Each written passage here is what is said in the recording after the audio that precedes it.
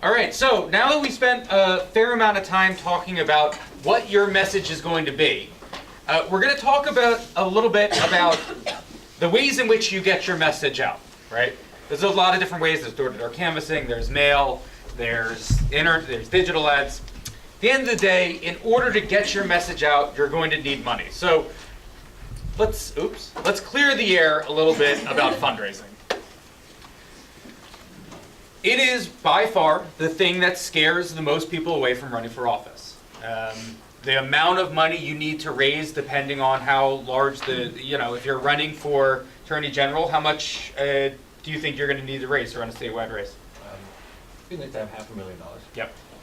In other states, a statewide race, Andrew Cuomo in New York has $27 million in his account right now. To run a viable race against him, you need to raise at the very minimum $3 to $5 million, which I can imagine a lot of folks here feel like there's no way I can raise $3 to $5 million, and that could be true at this point. But the thing we're going to try to talk about is that if it were up to the Working Families Party, every single election in America would have a public financing system. This is a thing we have in New York City, in Connecticut, in Maine, in Arizona actually, where you raise X amount of money from individual donors, and then the state or the city matches you with public financing. So what it does is it opens up for regular people to be able to run viable campaigns. Unfortunately, we don't have that everywhere, but you still need to raise the money to run a campaign. And raising money is something that people are a little squeamish about, right? They think there's something different about raising money than asking for a vote or a volunteer. But what I really want to impart for folks today is it's actually not that different. Like, I want you to think of money as a resource. Resources come in a lot of different ways. Volunteer time is a resource. When you ask someone to give their time, you're asking for a resource. Your time is a resource. When you decide to spend your own time on something, it's a resource. When you're asking for money, it's a resource to run your campaign. And you shouldn't be afraid to ask for it. Because what you're doing when running for office is not about you and your achieving your ambition as a child. I've noticed not a single person in this room said that when they were 5 years old they wanted to be a state representative or a city council member. You're not doing it for yourself to achieve some egoist ideal. You're doing it for your community, to impart your values. So when someone gives you the resources you need to be able to represent your community and fight for a more just and equitable society, you should be happy to ask for it. So we're going to jump into some myths and facts about fundraising, because there are a lot of myths and there are some facts. So the first myth, political giving is charity or a loan. So when people call up their friends or family, they think of it as like they're asking for money from their friends. But it is very much not that. Political giving is about supporting a candidate and a vision, sorry for the typo, for a community. It's about what I was saying before, empowering your community to become a more equitable place. It's not about charity, or it's not a loan you're going to repay, right? You're not begging your family for money for your personal gain. You're begging them to make your community a better place. It's all about you. In fact, it's about the movement. This is something that we see candidates really struggle with a lot, especially early on in their career. They feel like when you're calling and asking your friends and family for money, you're asking it for yourself. It's like if I called up my brother and asked him for something, it's actually not about you at all. It's about your community and the movement behind you that's working with you to elect you to represent them. Only the rich give. This is certainly not true. Everybody gives. In fact, lower income folks, middle income folks are more likely to give money for charity and political campaigns at a higher rate than wealthy people are, right? And there's a lot of reasons for that, which I'm not going to go into. But one of the things we hear is like, oh, I can't call this person up. They're not rich. They can't afford to give money on my campaign. It's not true. Because they can invest in their communities, and there's always a way for them to give. The other myth is raising money is about kissing butt at cocktail parties. There is some butt kissing, but there aren't any cocktail parties. That would not be appropriate right now. Fundraising really is about using your personal network to raise money in support of your race. So finally, it's the myth that we hear most often. I've already asked them for money they already gave. I can't ask them again. It is definitely not rude to ask twice. Every single person who gives you money, there is literally no reason why you can't ask them again. And in fact, that's where most of your fundraising is going to come from. I feel bad for that little boy in that picture. Oliver? Yeah, from Oliver too. Yeah. Myth, there's a secret to fundraising for your campaign. Fact, there isn't. Fundraising is really just the same thing as any other aspect of a campaign. It's about hard work and dedication. If you commit to doing it, you're going to do it. I can guarantee you every single person in this room, if they committed to it, the energy and time that it needs to be done could raise $10,000 to $15,000 in a month. I've seen it happen from all walks of life. People from very low-income, poor communities running for office to very middle-class communities running for office. If you commit to doing it, you can absolutely do it. So we're going to talk a little bit about that. So myths and facts, political giving is charity. It's about supporting a candidate and agenda. It's about me. No, it's about your community and your movement. Only the rich give. Everybody gives. Raising money is about kissing butt. It's not. It's rude to ask twice. It isn't. There's a secret to fundraising. There isn't. All right. So we're going to start in thinking about the things you need to know before you start fundraising. All right. Some very basic things that you need to be able to have an understanding of before you start. Someone want to guess what the first and most important thing is? Yeah. Segregation of funds? Segregation of funds? Yeah. Go on. Not putting people's donations in your own personal accounts, but creating a new account to keep the donation money separate. The rules. The rules, yeah. So that's right, the law. Yeah. Campaign financing. Yes, you need to know the law. If you don't know the law when you're raising money for your campaign, then you may be breaking it, and that would be bad. Don't do that. Make sure you know what the contribution limits are. Make sure you know what the reporting structure is. I feel like probably Rhode Island Secretary of State has stuff that can walk you through that. Is that right? Board of Elections. So there's a lot of resources available to you. Georgia and her team probably are somewhat experts on this stuff on Rhode Island election law. Well, the thing I would say is there are rules, but they are not complicated. You can only take a certain amount of money, you have to put it in a campaign account, you have to report it periodically. Any of you can do it. Anyone can do it. All right, so figure out what the law of your municipality or state is. The second thing you need to know is how much you need to raise, right? Everything we're talking about is about planning. These are things that you can do if you're running in November or primaries in July, September. You can do this stuff now. This is the early stuff to get out of the way now, figuring out how much you need to raise. And how do you figure out how much you need to raise? Here are some ideas. How big is your voter universe, right? If you have a universe of 5,000 people, you need to raise a different amount of money if you have a voting universe of 25,000 people, right? Because you want to maximize the amount of dollars per voter.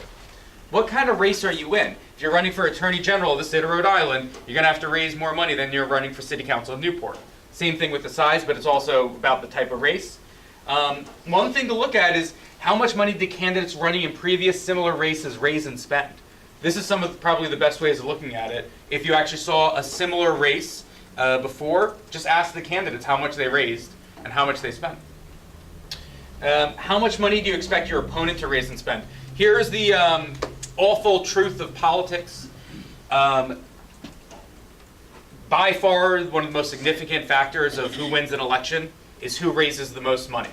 But I will say there's a big caveat to that, which is that incumbents tend to win elections and incumbents tend to raise the most money.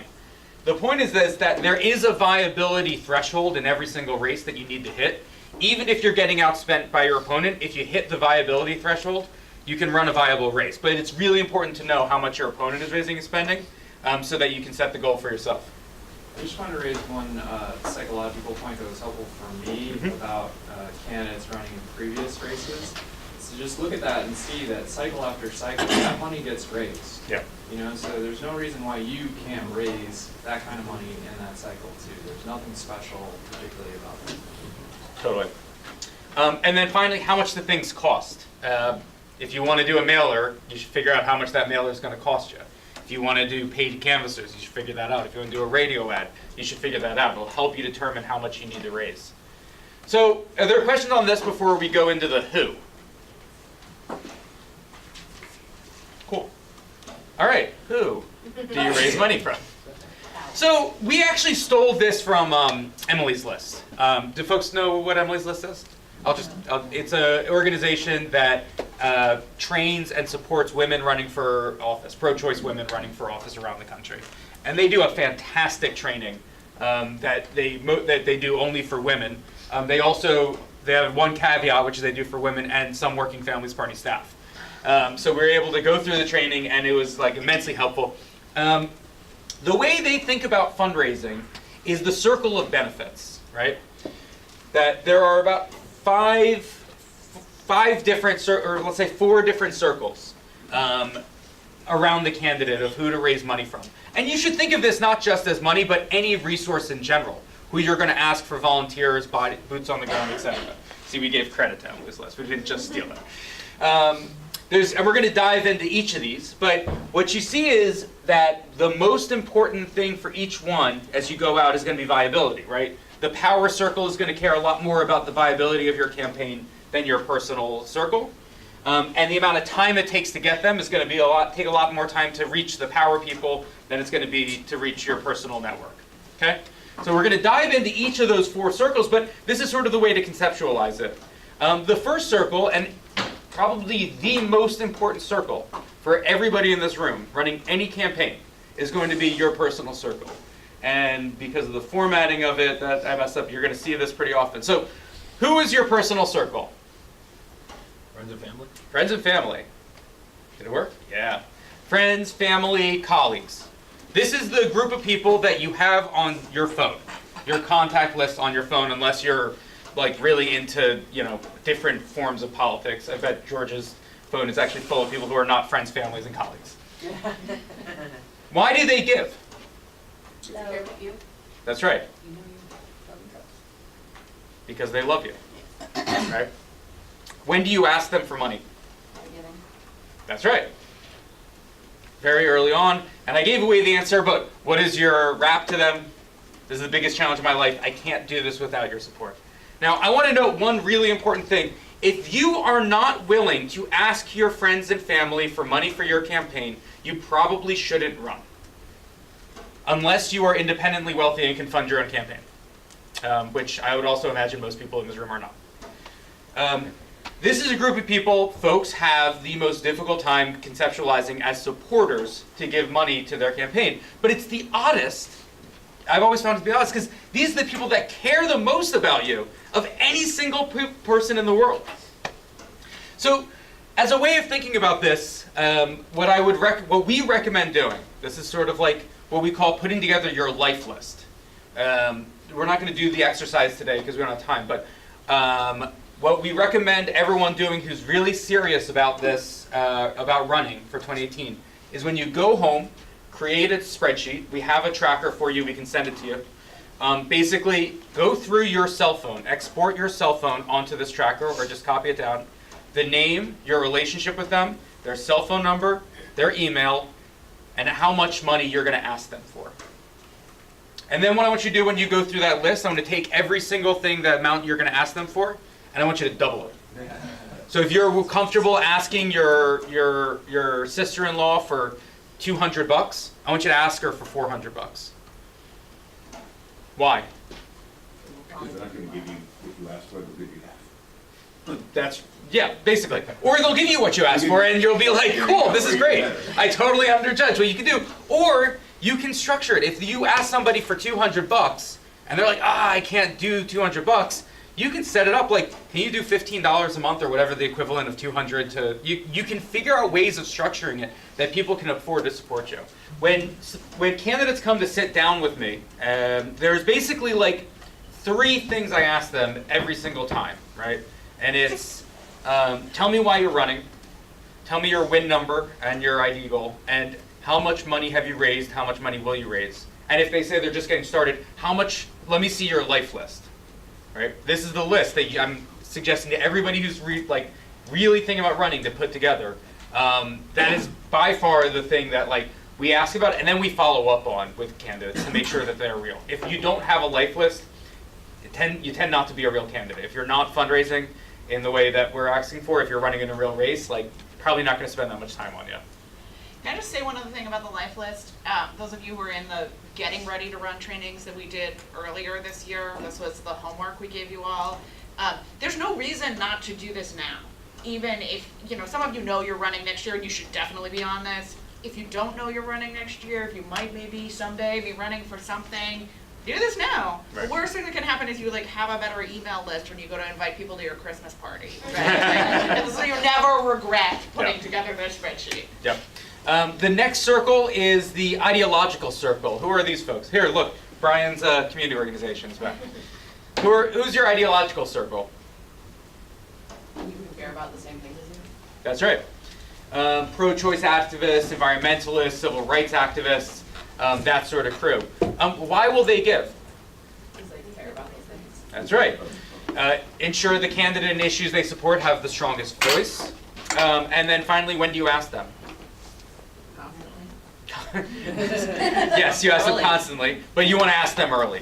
These are folks that, I love citizen action, so don't tell them I said this. These are folks that don't care whether you're going to win or not, right? They're the types that will get behind you because you're supporting their cause. A lot of the best Bernie activists were these folks. They didn't care one way or the other if Bernie Sanders was going to win the primary or not, but they believed that their issues would have the strongest voice in government. And you see this all the time, right? Especially if you come out of movement spaces like Black Lives Matter or like the environmental organizations. If you come out of those, then you have a whole group of people that are behind you and ready to support you just because you've already been an advocate for their issues. So these are folks that you call early along with your friends and family. In fact, I think for folks like us who come out of the labor movement or the environmental movement or women's rights movement, etc., civil rights movement, those are our friends and family to a large extent.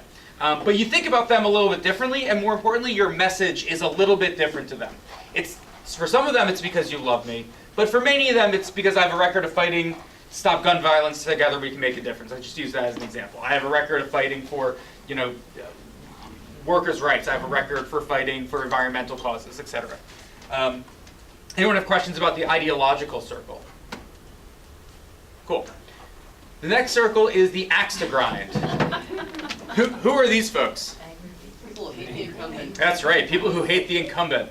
Anyone who dislikes or fears your opponent.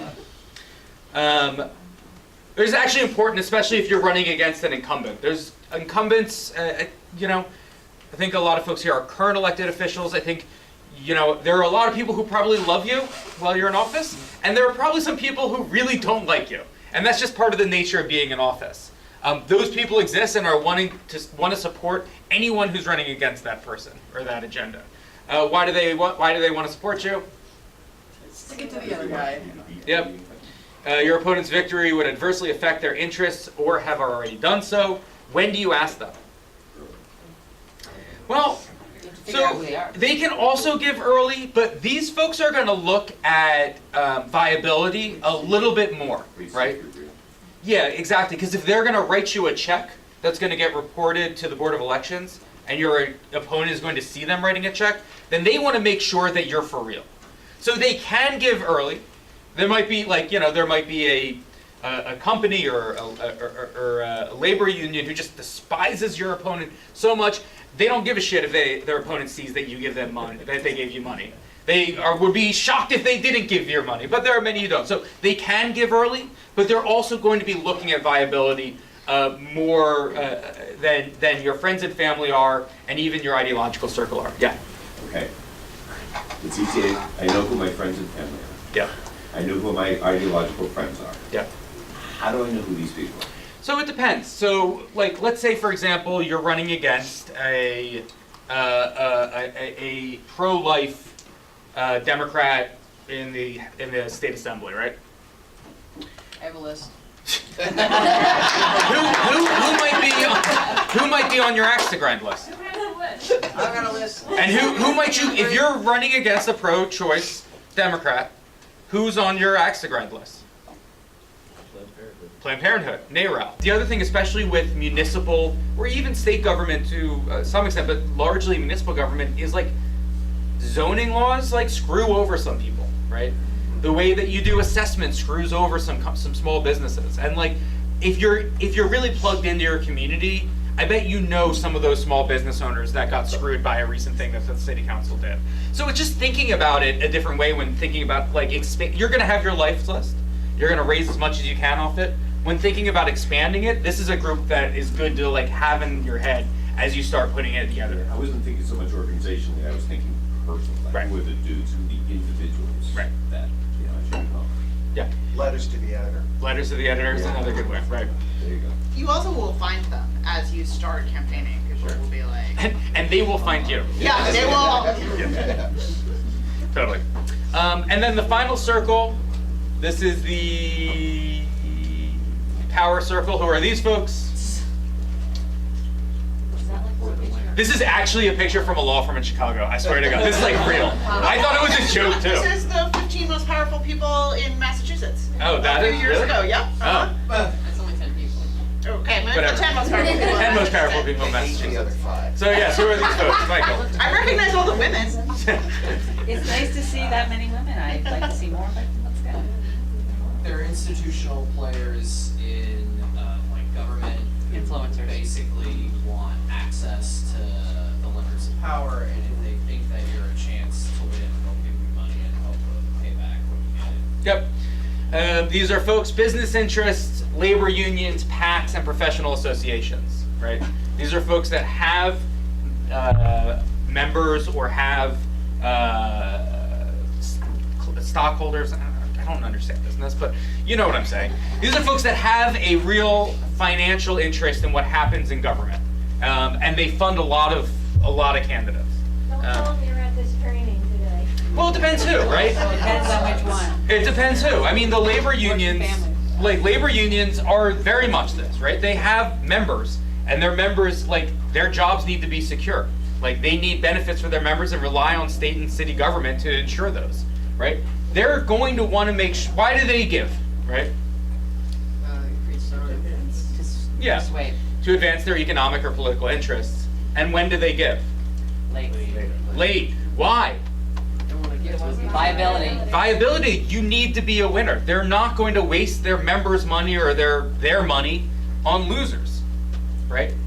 And this is also like the biggest contributions you get. So like, it's great Rhode Island has such a reasonable contribution limit at $1,000. If you're running for Congress, it's higher. These folks fund a lot of those campaigns. In New York State, it's insanely higher. And they rely a lot on this. And in fact, the place, and I don't know if this is a thing in Rhode Island, my gut is it is, where these folks end up playing their most influence is not giving to campaigns because that they can only give $1,000, but doing independent expenditures. Yeah. Right? And so you definitely want to talk to these folks. You want to be thoughtful about who are the type of people you're reaching out to, right? You don't want a lot of the terrible human beings of the earth who run these firms to be supporting you, and they probably wouldn't support you anyway if you're at this training. But there are a lot of folks that you need, like business owners, business leaders, unions, other PACs, like Planned Parenthood as well, who are going to like fund IEs on your behalf if they think that you're a real race and that they can benefit from it. I'm going to take a quick moment to just talk about independent expenditures so that people, I think most folks understand what they are, but in case they don't, how prevalent, is that like a pretty common political practice these days here? Okay. So Citizens United is a Supreme Court ruling that basically opened up a flood of unlimited amount of spending from mostly massive corporations through what are called independent expenditures. Independent expenditures are ways to essentially bypass campaign finance laws. If you can only give $1,000 for a state house run, you can give $10,000 for an independent expenditure, so long as there is no coordination between the people running the independent campaign and the candidate's campaign. This is really important. Zero coordination at all. Can't know the targeting, mail plan, anything like that. You can know what's happening. Like if you're aware, like you're gonna get the mail, right? but you sure should not be sending them like what your mail, like what your targeting is, or what your, just don't talk to them during the campaign. But they're advocating. Because they will be advocating on your behalf or on your opponent's behalf. In many states, they don't have to disclose who's giving money to them as well. I don't know if that's the case in Rhode Island, yeah. So can you explain that a little further? Their money can't go into your campaign account, Yep. right? Right. Okay, so they can do a mailing on your behalf that you haven't coordinated with. So the Working Families Party has an independent expenditure account, and we do a lot of independent expenditures on behalf of our candidates where the contribution limit wouldn't allow us to do mail, right? So we raise a bunch of money and we do mail for you running for State House. They give it, the people who fund that, like labor unions or what have you, give the money to the Working Families Party Independent Expenditure Campaign. We send mail out. We don't talk to you about it. We don't ask you your permission, your advice, or anyone on your campaign's advice to do so. We do it just as a way of supporting the candidate. And the ASCII project might be. Yep, on the other side.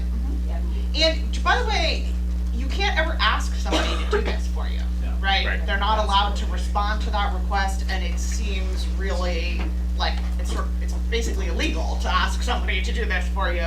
And it certainly, but it happens all the time. People are like, well, you do an independent like, first of all, I'm sitting down talking to you about your campaign. By definition, I'm not doing an independent expenditure because I'm talking to you about your campaign. Ari might be doing one and we're not talking to each other about it, right? Like that happens sometimes, but I'm not the right person to ask if I'm talking to you, and it's basically illegal for you to ask, so don't do that. If you are doing that on behalf of a candidate that you're supporting, Yep. would you let the candidate's campaign know? Nope, it's can't. coming out? You're not allowed Can't to. even let them know Nope. it's coming out? No, Nope. don't do that. The best bet is to make it independent, as every which way. It should not be coordinated. You should not talk to each other. When I go independent, if I by chance get an email, my immediate thing is please take me off this email. Don't email me about this. Don't call me about this. Don't talk to me about this. Really don't fall into a trap. It can get you in a lot of trouble. Don't try to play loose with it either. Just be really once you're independent and you're running an IE or a part of running an IE or raising money for an IE, just don't try to get cute about it. Just be completely independent from it. Yeah. You said the limit is 10,000? No, it's unlimited. Some states states have different laws around this, but In Rhode Island, there's disclosure, so you can see what IEs are happening and who is funding them, but it is unlimited. Because it's constitutional. The Citizens United in the previous case, Buckley v. Vallejo, found that expenditures are speech. Yep. And Yep. corporations are people entitled to this expenditure rate. But And it's corruption mostly, exists. it is actually not largely corporations in Rhode Island that do this. In federal races, that is definitely the case. Here, that's not the case. Some business groups do it, but also lots of labor unions, et cetera, work this way as well. right. So look, independent expenditures in and of themselves are not bad things. It's like everything else in politics. None of these are innately horrible things. It's who's funding them and what they're trying to do that are either good or evil.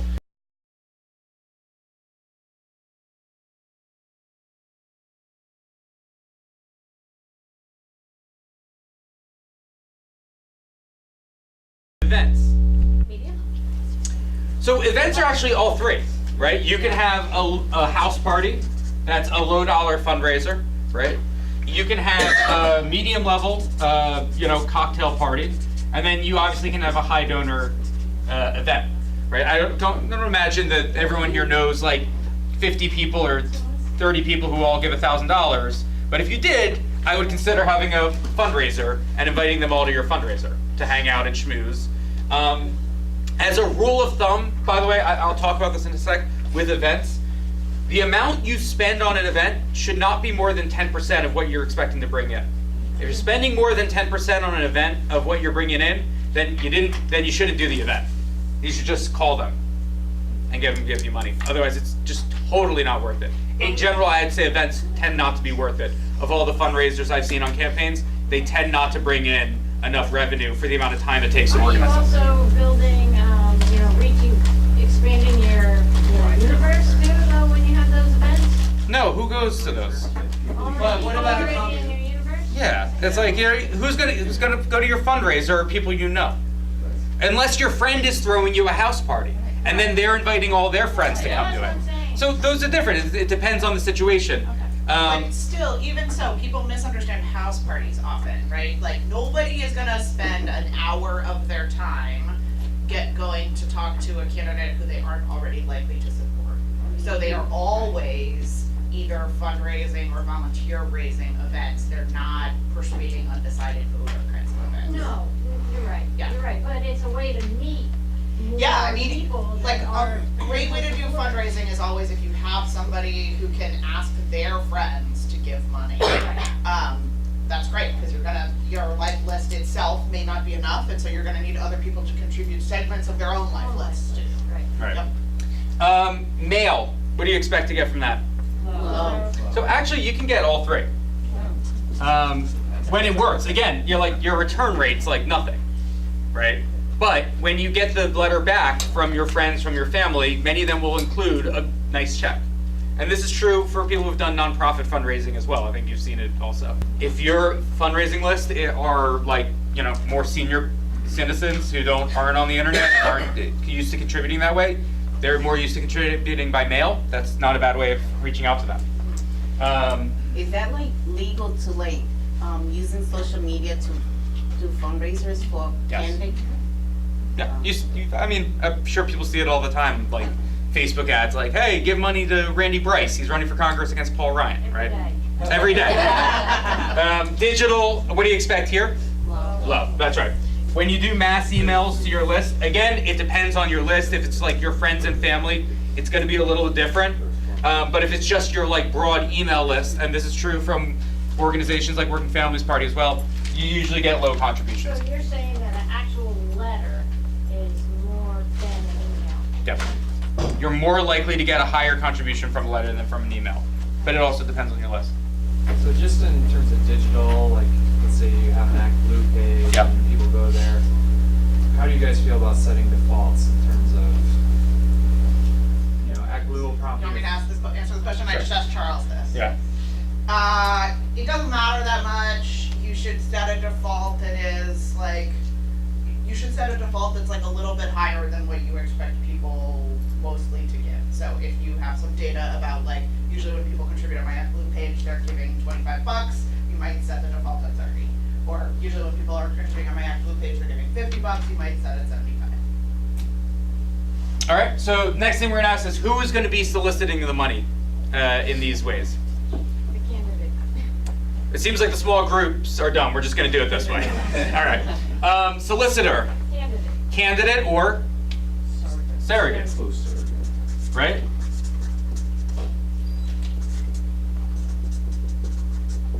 If you're being supported by the state senator, right, and the state senator goes and sits down with one of their high donors asking them for $1,000 for you, that's totally cool, right?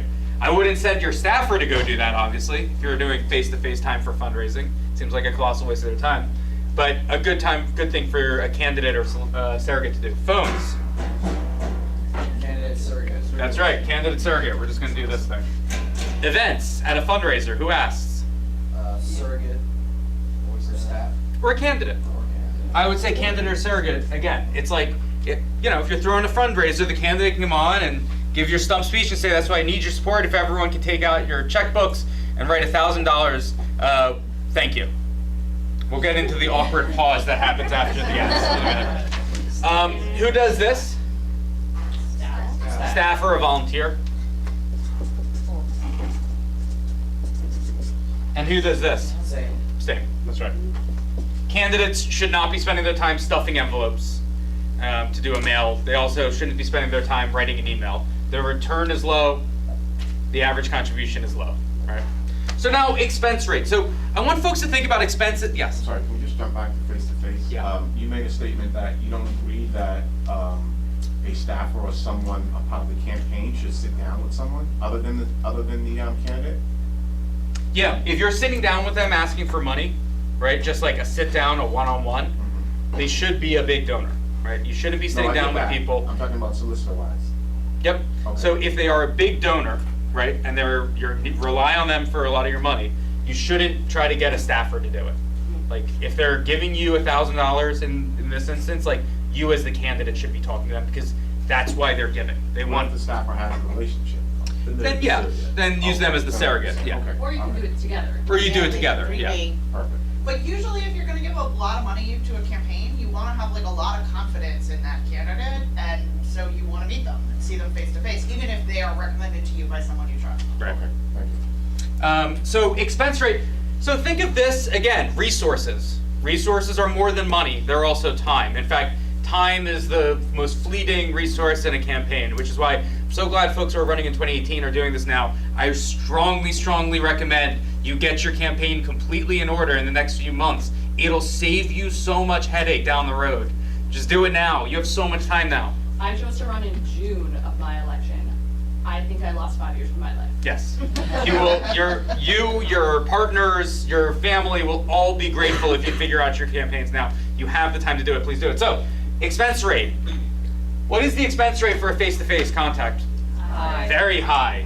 This is the candidate's time we're talking about. Or the ask of an elected official doing this for you. You're gonna sit down for probably an hour, right? And you can do a lot of stuff in an hour. Again, opportunity cost. It's a lot of stuff you could be doing in an hour besides sitting down. Again, this is why I would only do it for high donors. Don't spend time trying to like raise small amounts of money doing like one-on-ones with folks. Also maybe why it's not a bad idea to do it over a meal since you have to eat anyway. Since you have to eat anyway. But if you're running for office, I would suggest that you don't have an hour to eat a meal. Yeah. And you also, again, if they're giving you a lot of money, like spend time with them. Like, You just put up. sorry. Nobody looked. All right, phones. High. So phones are actually, I would say, medium, right? It's like, But it's the candidate's time. it's the candidate's time, right? But how long does a phone call last? You never know. You never know, but it tends not to be an hour. And you're doing them back to back. And you're doing them, you're sitting there, we'll get into call time in a minute, but you're sitting there, you can make, 30 calls in an hour, right? And talk to about 10 people. And you can do them from anywhere. And you can do them from You anywhere. can do them while you're on your way to somewhere else, or when you're waiting for something else, yeah. Yeah, and like, what's it called? Full disclosure, this is how you should raise your money, right? This is like, you can raise medium and high dollars, there's a good return rate, and it's a medium amount of your time, like, as in like, you're gonna be spending a ton of time doing it, but it's still a medium investment of your time compared to other ways of doing it. Events. High. So these are high. High, medium, and high. Mail. Low. No, actually, it's pretty high. Because it costs a ton of money to send the mailers out, right? And you have to print them. It costs money. Digital. Low, right? This is why folks do it. I mean, Bernie raised all of his stuff this way, right? Bernie didn't have many high donors, and when he did, Bernie didn't have many high donors. He probably hit the phones on them. It's obviously different when you're running for president, but this is how Bernie raised his money. And this is also becoming more common for people to give politically than it used to be through Bernie and Hillary and Obama and things like that. People are more giving now through online than they have been before, but nothing beats hitting the phones. And what are the expectations if you're running for like state and local office for like viral digital? Not happening. I mean, maybe it happens. If you do something like really stupid, it tends to happen. But I would not put in your like budget plan, like, then we're gonna produce a viral video that will go national and raise us all the money we need. Like, that seems like a bad plan. And then finally, when's the collection time? When do you expect to get the money? So 1 week or less, 1 to 4 weeks, 6 weeks or more, face to face. You mean after the ask? After the ask. Within the ask. I mean, face to face should be like. Face to face, you ought to be walking out. Yep. 1 to 7 days. Sometimes they're like, give me a call when I get home, we'll do it, but it's like, it should happen pretty immediately. What about phones? Same thing, that's right. If you're talking to somebody and they pledge to give you a bunch of money, they should give you a bunch of money within the week. If they don't, then they're bullshitting you. Which, again, you should call them again and say, hey, where's my money? Events, when do you expect it? Same. Actually, events, it takes a little bit longer. Really? Yeah, there's a lot that, it's part of the reason why the expense rate can be really high, because collection actually takes up a lot of the time. It's like, If you're gonna invite someone to an event, you have to invite them a few weeks in advance, and then it. Oh, so you're not I'm thinking like at the event, they give you. yeah. I mean, you can ask them then, you have to invite them, you have to ask them, you have to collect it later. The time that, when you start thinking about an event, you don't start thinking about it the day it happens, you have to start thinking about it a month in advance. So that's the total cycle. Total cycle. And also, like, there are people who you'll invite that say, I can't make it, but I'll give you money, and you gotta go collect that money, right? Mail, when do you expect it? Never. 6 weeks. And digital? Same. No, digital's 1 to 7 days. If you email somebody and say, give me money, if they wait more than a week, they're not gonna go back and find that email. Especially if you give them the link, right? Yeah. To the act. It'll happen like, you know, you raise most of your money within like, I think, a few hours of sending the email. So here's the answers. Here are the answers. So folks can see. So, are there any questions about this before we keep going? Yes. So we have had a lot of luck with the one-on-one stuff with the candidate. You have or have not? Have, as expected. But we're trying to engage, at least early on, some folks that, just younger people and people that aren't engaged in general. And the fundraising events haven't been as good, but we're thinking about, because we label them fundraisers, so we think people are intimidated by them.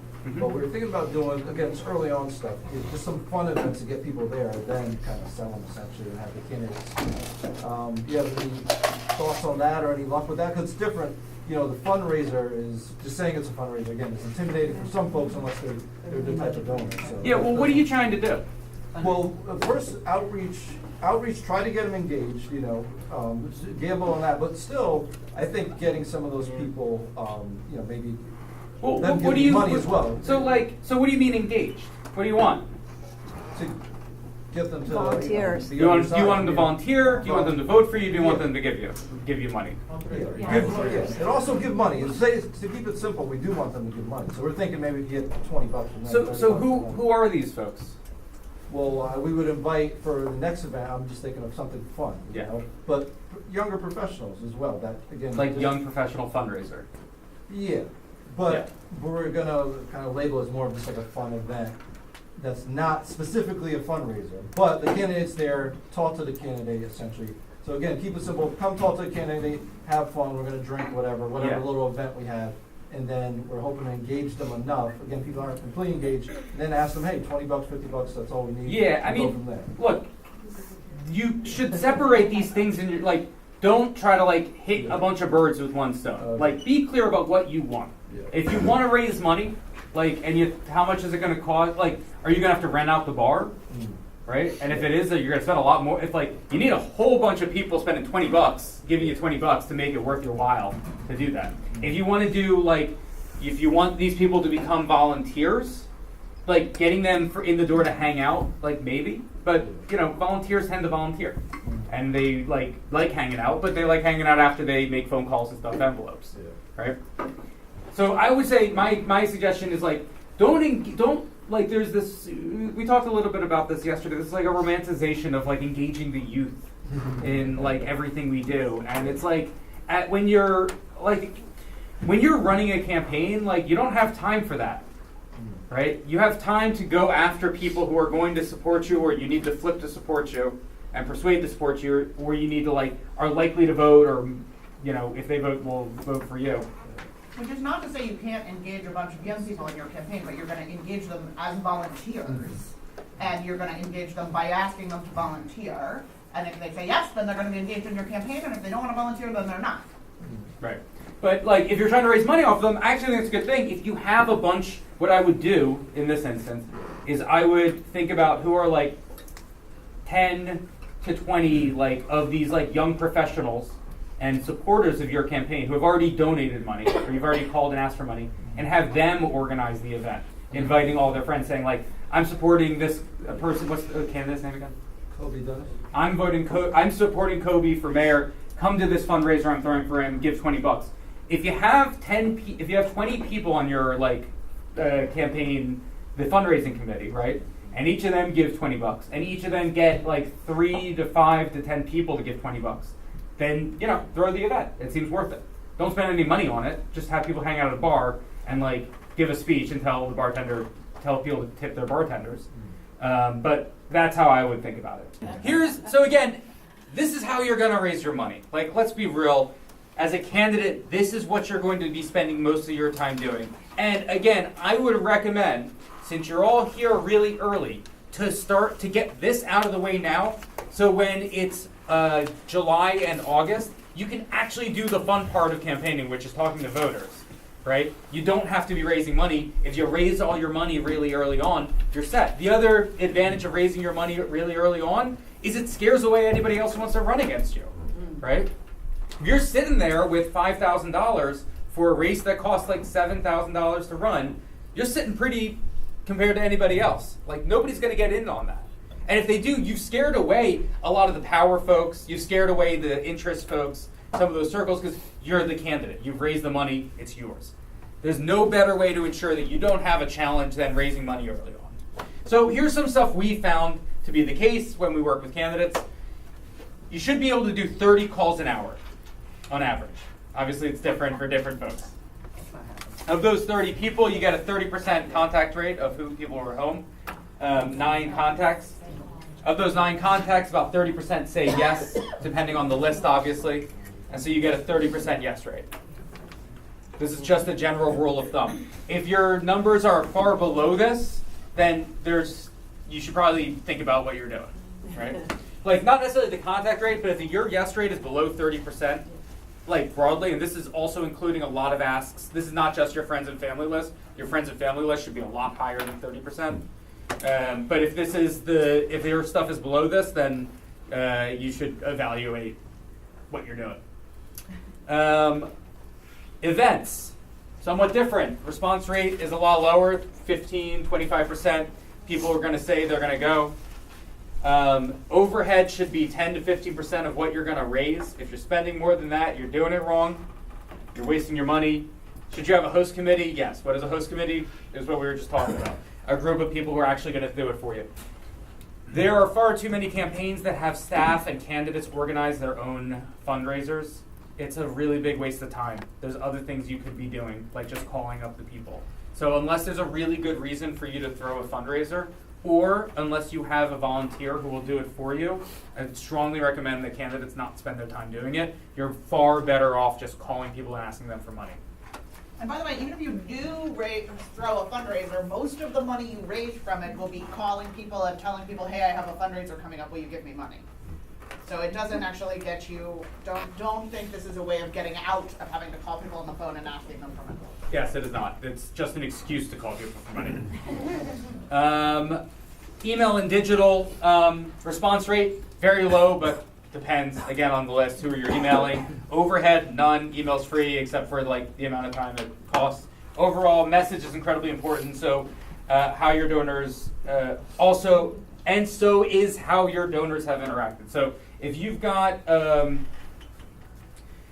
group of folks that are used to giving money online, right, and that's how they're engaged, like then you're probably going to have a better return on your emails than someone differently. So if you're a Bernie delegate, for instance, right, and they're used to, like, your list is full of Bernie folk, they're used to giving money online, you're probably going to have a better email list in response to your emails than someone else who might not have that type of relationship. So but the message is very important. What you say in it matters a lot. And then we're going to do a step by step of the ask. We only have about 20 minutes left, but I think that could be enough time for people to practice with their neighbors on doing the ask. So, step by step of how to ask for money. All right, ready? Establish a rapport. Hey, Georgia, how are you? Remember me? We're colleagues. We work together. Right? How's your family? How's your dog? Blah, blah, blah. Step 2, introduce the subject.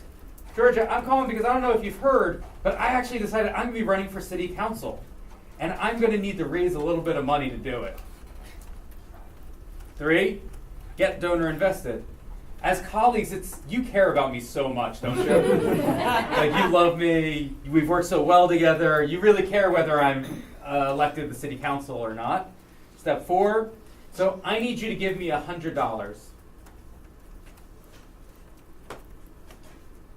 Yeah, Ari, I think I can do that. This is the most awkward thing in the world. And I swear to God, when I work with candidates on this and I do call time with them, I have a bottle of water right next to me, and after they make the ask, they take the sip of water. And it just is awkward and it's silent, but it works. Spray them if they talk. No, but I also have like M&Ms or jelly beans that reward them when they do well. This is actually, whether you're doing it on an event, whether you're doing it on a phone, whether you're doing it in person, this is really important. This is something that comes so unnaturally to us because we as human beings, we don't like awkward silences, so we fill it in with nonsense. I need you to give me $100 because that's why I need to be able to do my mailer, and I want to send some canvassers out, but $100 would be really, really helpful.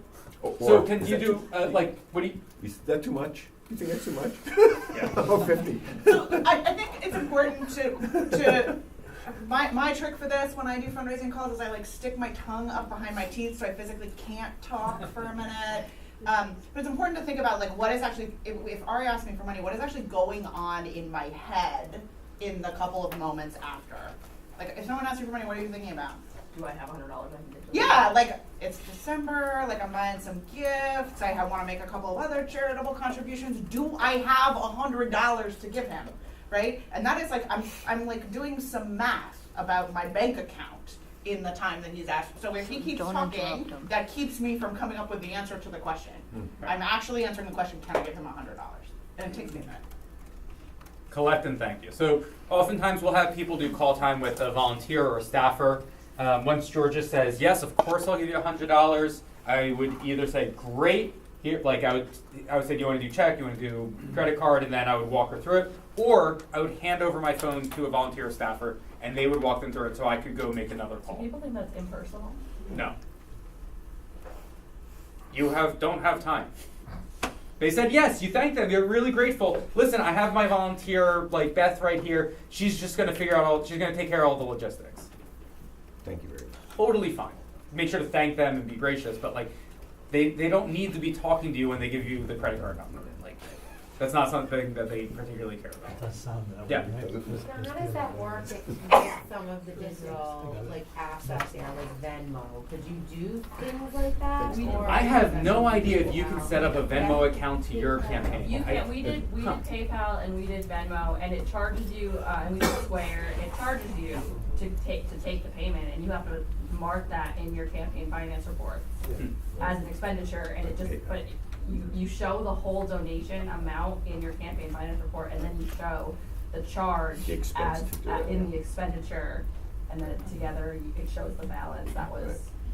I mean, often what you're gonna do, and you know, you may not have someone sitting there with you, is you're gonna be like, great, that's so awesome that you're gonna give, I'm sending you an email right now that has the link. Just an ask that. Is it better to do that to save time, or is it better to get the information and lock in that donation? Get it. Better to get the information. Get it. Yeah. Yeah.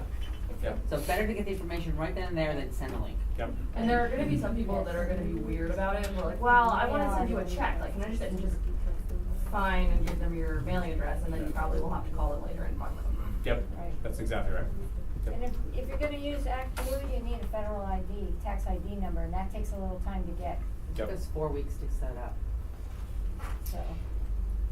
All right, can we role play what happens if I just say I can't give you $100? Yeah. You want to do the whole thing again? Sure. Hey Georgia, how's it going? It's going all right. Thanks for coming to Rhode Island last weekend to do that training with us. It was my pleasure. It was so much fun. Yeah, well, it's great to have you. Yeah. So listen, I'm calling about something else. I don't know if you heard about this, but I've decided that I'm going to be running for New York City Council in Brooklyn. Whoa, Ari, I totally didn't know that. That's amazing. Isn't that cool? Yeah, So, very cool. Yeah, so I'm really excited about this. It's something that like been thinking about a lot, and I just think it's going to be. It's important for me, but I think it's also equally important for my community and the Working Families Party. Yeah. They're really behind me, and they're Dan and Joe and Mike and everybody's just giving so much support. That's awesome. But listen, so I just wanted to make sure I want to talk to you because you know, I do need to raise some money to run a real campaign, as I'm sure you know. You've been involved in this stuff for a while. Can I count on you to give me $100 to the campaign?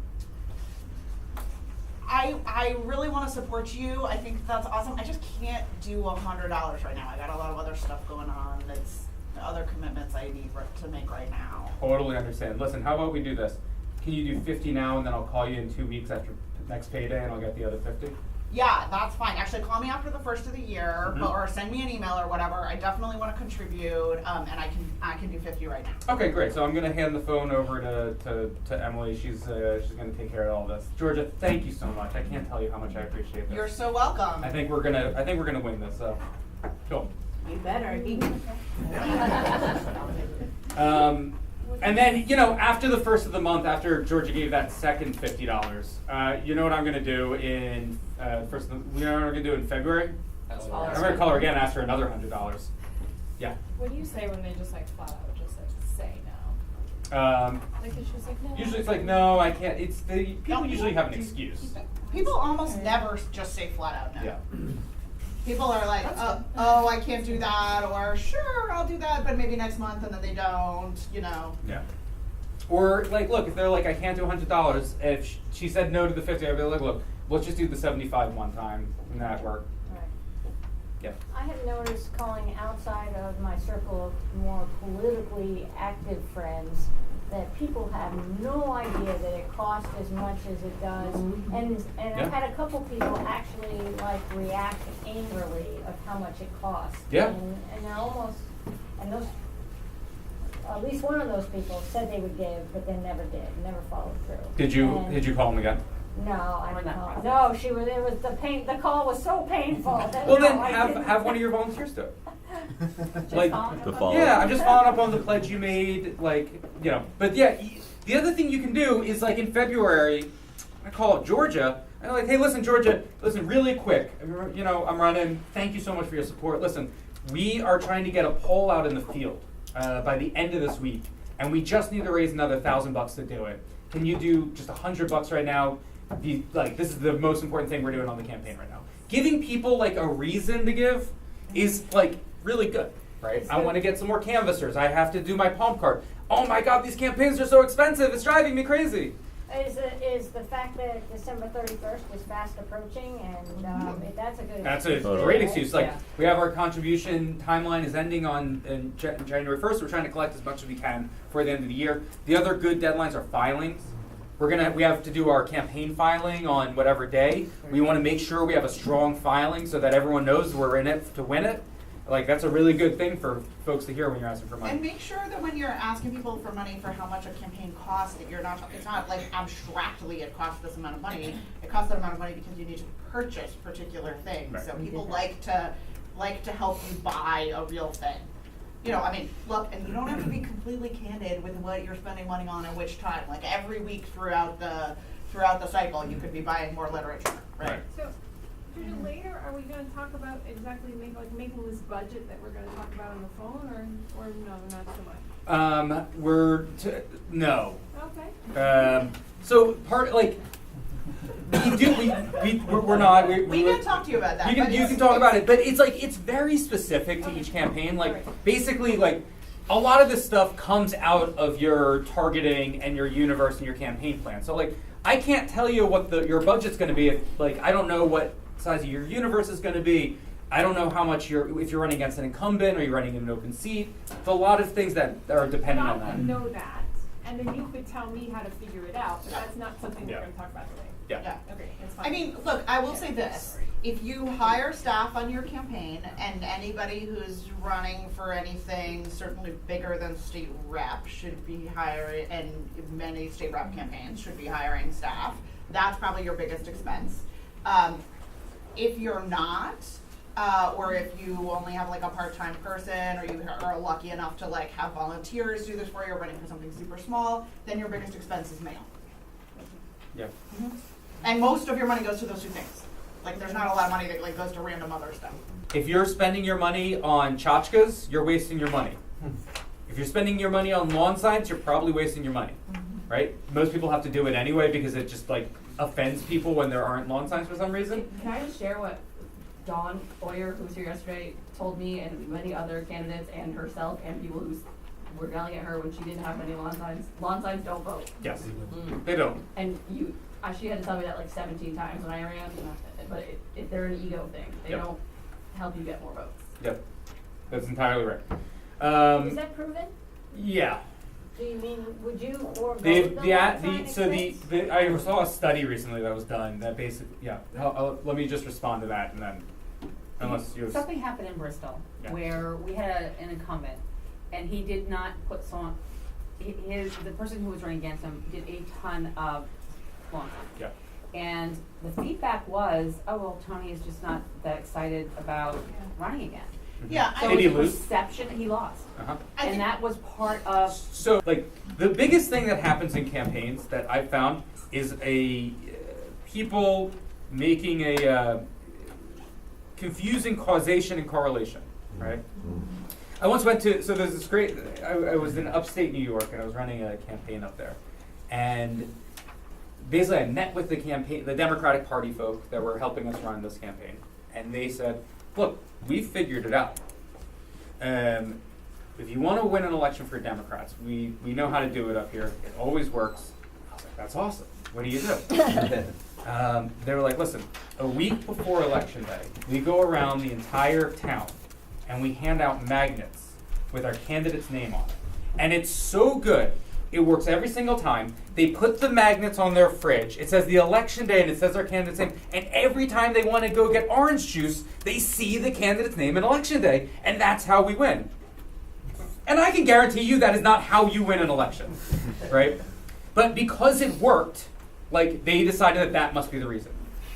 It could be that the lack of lawn signs in this race, like, was the difference between winning and losing for this incumbent.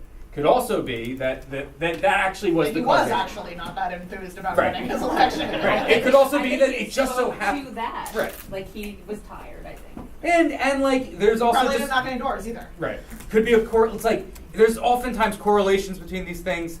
I wouldn't try not to confuse those two. There is data that I saw recently. They did a study where they had there's a group called, a lot of the data stuff that we have is from a group called the Analyst Institute. They're based in New York. You know, as you can imagine, it's really hard to get good like scientific experiments on elections because everyone is so different. And so what you need a campaign to do is agree to have a, what's it called? A control, which means like, in this particular experiment, it's like take half your district and put lawn signs on them, and take half your districts and don't put lawn signs on them, and then measure the difference. So it's like everything being equal, what effect do lawn signs have? Most campaigns are not willing to do that for obvious reasons, but some do. And so there's a few studies done recently where they did that. They had half the district had lawn signs, half the district didn't have lawn signs. They actually it wasn't just random. They looked at demographics as well to make sure that there were other factors, trying their best to figure out causation. Turns out it was like minuscule, the difference between the lawn sign side and the non-lawn sign side. So that's my answer to that. Now every campaign is different. Every race, like I often tell candidates, like the headache that you get from not having lawn signs, for the candidate constantly getting phone calls saying, "Where are your lawn signs? No one's voting for you. I saw Richards there every single corner." Like it's just not worth it, and so then it doesn't cost that much money. Like just do it so that people will just shut up about it. But you're not winning an election. Don't make that your strategy. So yes and yes. I'm not going to debate you because you're the expert, but maybe people are kind of like making that a proxy for something else that does seem really important, which is name recognition. Like people, well, two things. I mean, one is name recognition. People have to that they connect that with having a viable campaign. Mm-hmm. And the other thing is that, and I hear this constantly in the union organizing world, is that people want to be with a winner. And if they see that there's a lot of other people who appear to be supporting you, that makes them want to be on the winning Karen, let me take this, because these are both excellent things to address. The first one is about name recognition. Is name recognition enough for you guys to win your elections? No. Okay. How many of you know the name Donald Trump? And if you vote for the man, right? Like, it's not sufficient to have people know your name. Now, in the Necessary, but not absence of anything sufficient. else, right? Like, if everybody is like, you know, sometimes it happens for like, if there's like an elected conservation commission or something like that, then the name recognition really does matter, because who the hell knows anything about it, right? But if all of you guys are running good campaigns against serious opponents, as I assume you will be, because otherwise you wouldn't spend a weekend with us trying to learn how to do that, you would just, then name recognition will not be sufficient. So lawn signs are not actually, they don't actually get you to your strategic objective, because you need people to know your message, not your name. Your second point is also an important one. Lawn signs do serve as a proxy for viability. So if you are in a situation, and same thing with like the stupid standout, right? Where people stand at a street corner and hold a sign. I've organized one of those intentionally in my life in campaigns, and I've done like 100 campaigns.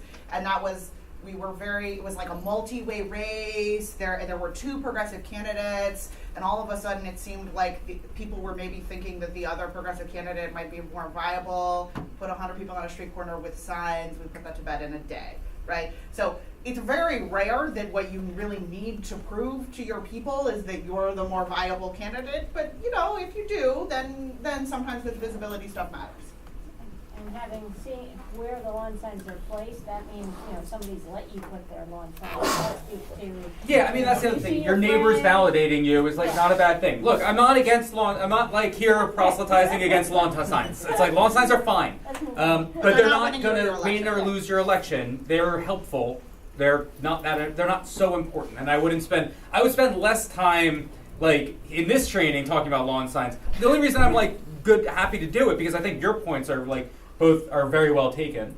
And I think in addition to that, like it is the thing that's sort of like people's conception of what a campaign is are like lawn signs and buttons and like stickers. And like those things are what people see. But what we're trying to do is make people realize there's like a lot more to running a successful campaign. Now, people have run campaigns on lawn signs, buttons, and stickers, and they've won.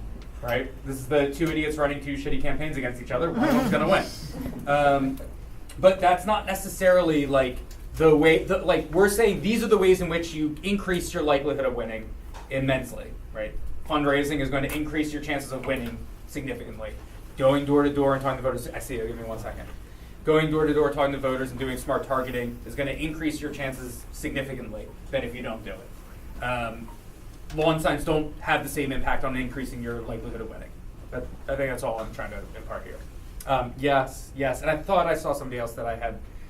Okay, so. So I've helped out a couple candidates in the past, and one in particular was really like hell-bent on putting her face on a lawn sign or like just a campaign or sign. like a billboard. Yeah, and I told her that I thought it was a waste of time and a waste of money. But she was really like adamant, like saying that people need to like match the face with her name. Is that a waste of time putting your face on? I have an answer to this one. So I think it's narcissistic to do that. Probably it's narcissistic. Yes. I've seen it matter once in a situation where the racial identity of the candidate was super important, and there was no way you would have automatically known that from her name. Yes. But that's the only case I can imagine that being you know, like her path to victory included people of color feeling like, yes, we got to vote for the black candidate in this race. Like that's really important, and she didn't have like a well-known enough name or like an obviously African American name. Yeah, that's exactly right. That is when I would do it like we did it in. Also, way more expensive to print a lawn sign that way. So. Yeah. But I will say this, another part of this. So yes, that is when you do that. For campaign staff here, I'll sort of impart this, just trying to be mindful of the time. That's a good discussion.